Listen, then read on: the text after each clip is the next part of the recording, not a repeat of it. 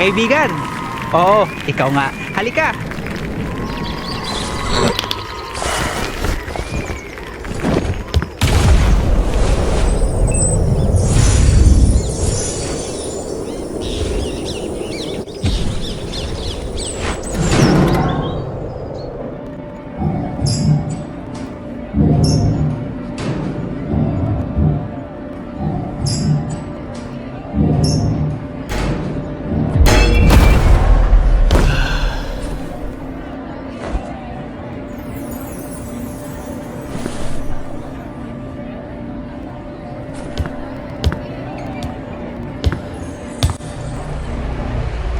Kaibigan, alam mo ba kung ano ang nilalaman ng aklat na ito?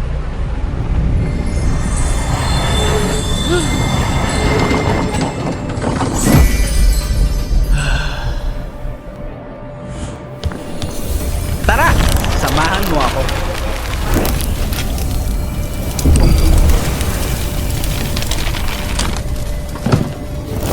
Kaibigan, yuhu!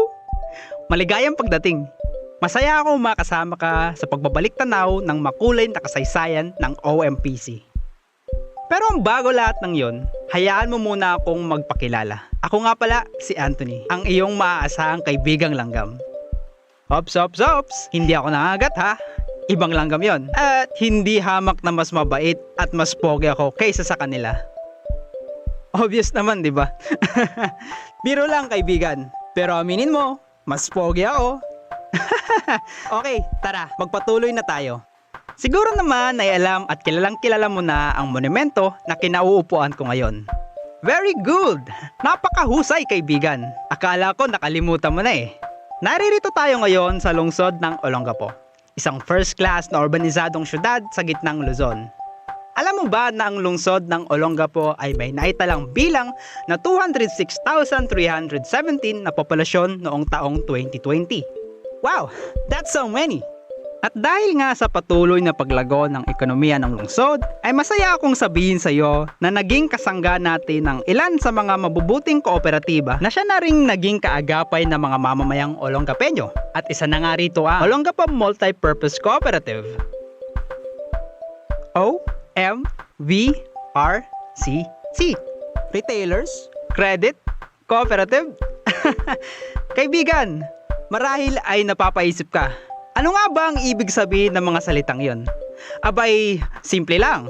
Ang OMPRCC ay tumutukoy sa mga manininda sa Olongapo Public Market na malugod na nakikipagkooperatiba sa piso-pisong paluwagan upang magkaroon ng ipon na makakatulong sa pag-unlad ng bawat tindero at tindera na kasama dito. At dahil sa magandang resulta nito sa ating mga manininda ng Olongapo Public Market, sa tulong ng dating alkalde na si Mayor Richard Gordon, ang piso-pisong paluwagan ay opisyal na naitatag noong December 6, 1985 bilang isang kooperatiba sa ilalim ng Presidential Decree number 175 sa Region 3 sa San Fernando, Pampanga.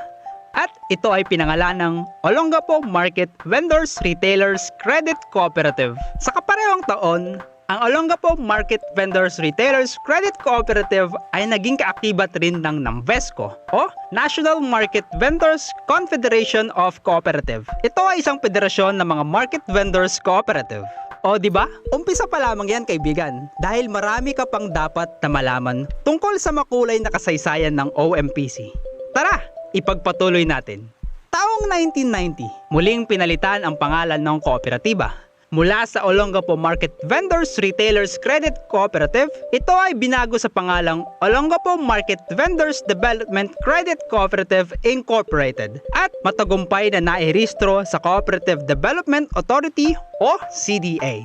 At hindi lang yon, mula sa taong 1990 kung saan ang NAMVESCO na may kabuuang 64 primary cooperative, ang Olongapo Market Vendors Development Credit Cooperative Incorporation ay naging pang-pito sa pagiging progresibong kooperatiba sa ating bansa. Napakahusay, hindi ba kaibigan? Iba talaga kapag OMPC.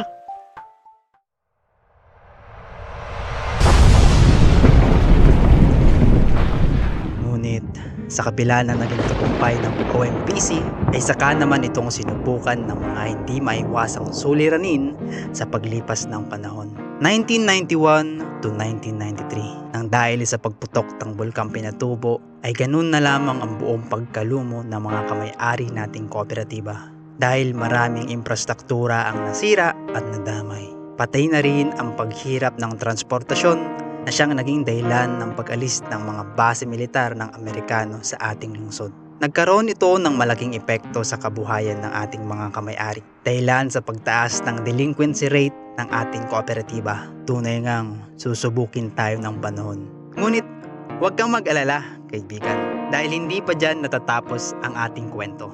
1994, nagkaroon ng pagsasaayos ang OMV-DCCI kaya ang kooperatiba ay naghalal ng mga bagong opisyales at sila'y nagsagawa ng espesyal na General Assembly para ipaalam sa bawat miyembro ang kalagayan noon ng kooperatiba. Dahil nga sa hindi kaaya-ayang mga sitwasyon ay sinuri noon ng mga bagong halal na opisyales sa pangunguna ng dating opisyal tagapangulo Virgilio Musni na mapaayos ang pinansyal na estado ng kooperatiba at ang sistema ng koleksyon. 1995, sa tulong ng dating opisyalis na si Ginoong Cesar Elamparo Sr., kanyang ipinahiram ang isa sa mga pagmamayari niyang lupa sa kooperatiba para sa pagkuha ng rediscounting loan mula sa Land Bank of the Philippines upang maging karagdagang pondo ng ating kooperatiba. At ayun na nga kaibigan, papunta na tayo sa exciting na part. Nag-aproba ang Board of Directors na makapag-avail ang karagdagang 3 milyong pondo mula sa Community Growth Fund ng dating Pangulong Joseph Estrada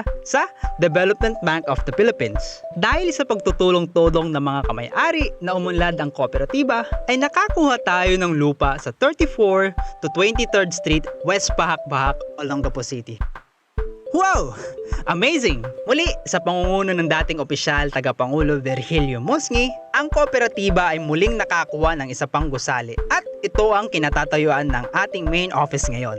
Mula naman sa dati nitong pangalan na Olongapo Market Vendors Development Credit Cooperative Incorporated, ito ay binagong muli at pinalitan sa kilala natin ngayong Olongapo Multi-Purpose Cooperative. May kasabihan tayo na sa bawat pag-ulan ay may bahaghari. Dahil sa pagpatuloy ng pagsusumikap at pagtutulungan ng mga kamay-ari ng kooperatiba ay ginawaran ng Land Bank of the Philippines ang OMPC na pagkilala bilang isa sa mga pangunahing kooperatiba sa Region 3. Teka lang, naiiyak ako. Deserve na deserve!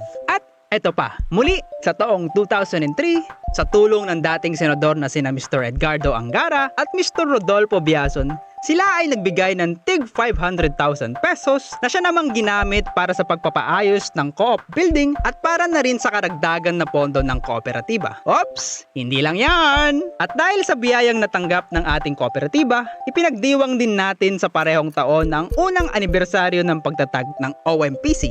At kasabay din ito ang pagbubukas ng bagong gawang gusali ng kooperatiba. Alam mo bang nasa 5 palapag ang gusali na yon? OMG! Sobrang taas na yun para sa isang langgam na katulad ko. Dahil sa mabilis na pag-unlad ng teknolohiya, sa tulong ng ating mahal na opisyales na si Vicky O. Hernandez, ay sinimulan ang computerization program sa operasyon ng kooperatiba. Aba, syempre, hindi papahuli ang OMPC pagdating dyan. Noong ika-6 ng Disyembre, taong 2006, sa pangunguna ng dating pangkahalatang tagapamahala na si Erlinda Ladera, ay saka naman itinayo ang OMPC Water Refilling Station at Laundry Station sa nabiling lupa noong taong 1999 sa 34 to 23rd Street, West Bahak-Bahak sa harap ng Hall of Justice.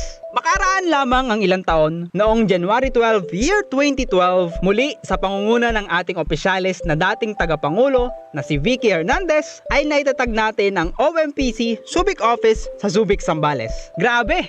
Tuloy-tuloy lang ang mga blessings. Makalipas lamang ang 4 na taon ay kinilala ng Villarsipag Social Institute ang pinakamamahal nating kooperatiba. Saka ito ay ginawaran bilang isa sa pinakamahusay na negosyong pangkomunidad sa Pilipinas. Ito'y dahil na rin sa delisay na serbisyo at pamamahalan ng kooperatiba sa pagtulong at pagpuksa ng kahirapan.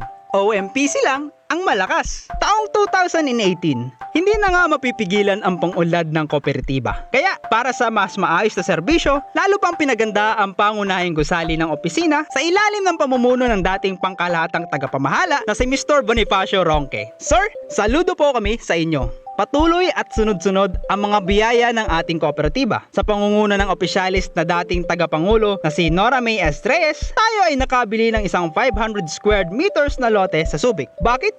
Aba, para ito sa magiging opisina ng Subic branch at ng iba pang mga negosyo. Hays, wala na akong masabi OMPC. Napakahusay nyo.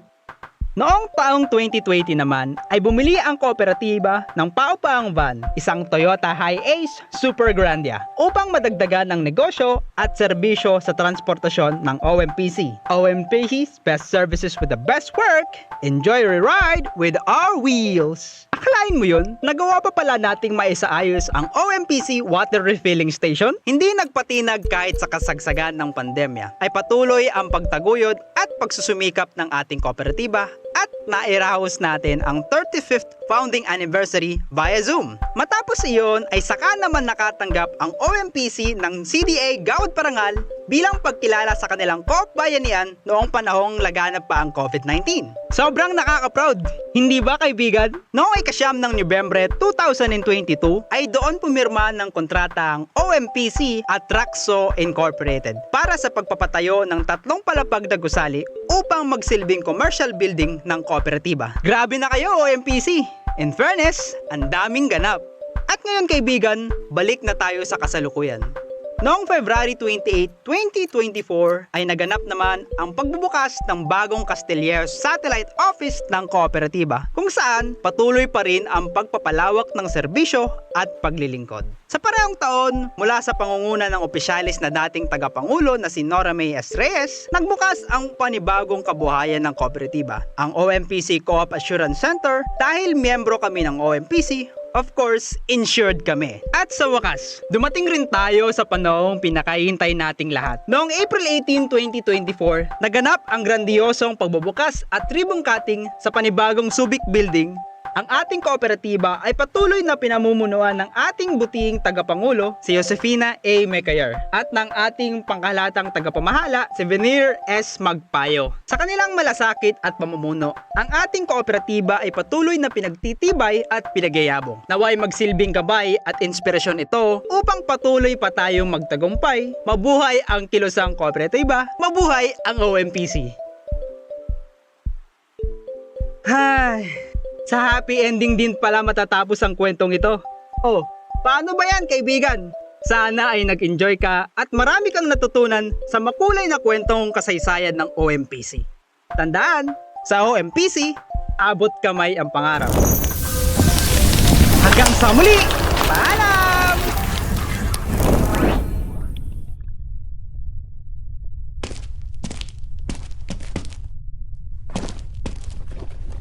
So MBC sure na sure, abot kamay ang pangarap.